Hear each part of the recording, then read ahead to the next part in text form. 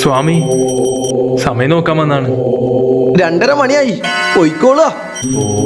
അയ്യോ, ജാതകം നോക്കി സമയം അറിയാൻ വന്നാണേ. ഇരിക്കുക. ഈശ്വര, എന്നെ രക്ഷിക്കണേ.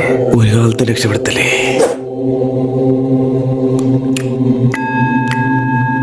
ദേവിയെ. തന്റെ പേര് സുരേഷ്? അതെ സ്വാമി. ഭാര്യയുടെ പേര് ശാന്താന്നല്ലേ? അതെ സ്വാമി. അമ്മായിമ്മ കൂടെ താമസിക്കണു അല്ലേ? വളരെ ശരിയാണ് സ്വാമി.